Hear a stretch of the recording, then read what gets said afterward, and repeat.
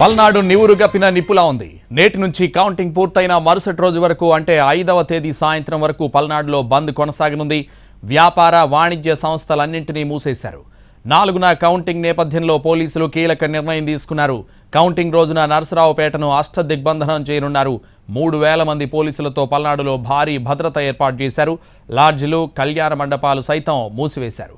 జిల్లా కేంద్రం నరసరావుపేటలో 3 ఎస్పీ స్థాయి అధికారులు, 4 అడిషనల్ ఎస్పీలు, 7 డీఎస్పీలు మకాం వేశారు. శాంతి భద్రతలకు విఘాతం కలగకుండా నిరంతరం పర్యవేక్షిస్తున్నారు. కౌంటింగ్ రోజు ఎలాంటి అవాంఛనీయ సంఘటనలు జరగకుండా చూడాలని ఈసీ కఠిన ఆదేశాలతో మరింత అప్రమత్తమయ్యారు పల్నాడు పోలీసులు. పల్నాడు బంద్ పై మరిన్ని వివరాలు మా ప్రతినిధి కృష్ణ అందిస్తారు. పల్నాడు జిల్లాలో ఉన్న పరిస్థితుల దృష్ట్యా పోలీస్ శాఖ కీలక నిర్ణయం తీసుకుంది. ఈ రోజు నుంచి 5వ తేదీ సాయంత్రం వరకు దుకాణాలు బంద్ చేయించాలనేటువంటి ఆలోచన చేసింది. సో ఈ రోజు 2వ తారీఖు, 3, 4వ తేదీ కౌంటింగ్ రోజు, ఆ తర్వాత 5వ రోజు అంటే కౌంటింగ్ మూసిన తర్వాత కూడా మరొక రోజు అదనంగా షాపులు, వ్యాపారాలు మూసివేయాలని చెప్పని పోలీస్ శాఖ ఆదేశాలు జారీ చేసింది. ముఖ్యంగా పల్నాడు ప్రాంతంలో 144 సెక్షన్ అమల్లో ఉన్న నేపథ్యంలో ప్రజలెవరు కూడా గుమిగూడే పరిస్థితి ఉండకూడదు.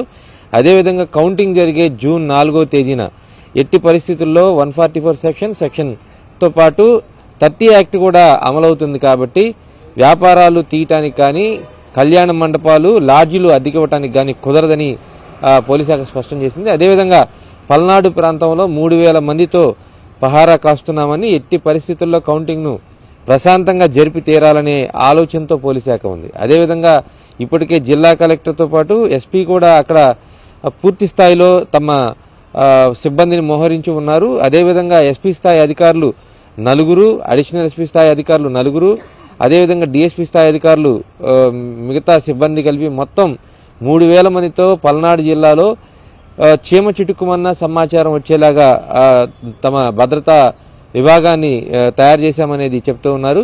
ఈ నేపథ్యంలో పల్నాడు ప్రాంతంలో ఇప్పటికే అనేక గ్రామాల్లో తిరిగినటువంటి పోలీస్ శాఖ ఉన్నతాధికారులు తీవ్ర హెచ్చరికలు జారీ చేస్తూ ఉన్నారు. ఎట్టి పరిస్థితుల్లో ఇలాంటి కౌంటింగ్ రోజున ఎలాంటి చిన్న చిన్న అవాంతరాలు సృష్టించినా వాళ్ళ మీద రౌడీ షీట్లు ఓపెన్ చేస్తామని స్పష్టం చేస్తున్నారు. సో ఈ నేపథ్యంలో పల్నాడు జిల్లాలో మరింత భద్రత పెంచారని చెప్పుకోవచ్చు. ఎందుకంటే ఇదే భద్రతను కౌంటింగ్ ముగిసిన తర్వాత మరో 10 రోజుల పాటు కొనసాగిస్తామని ఇప్పటికే అధికారులు చెప్తున్నారు.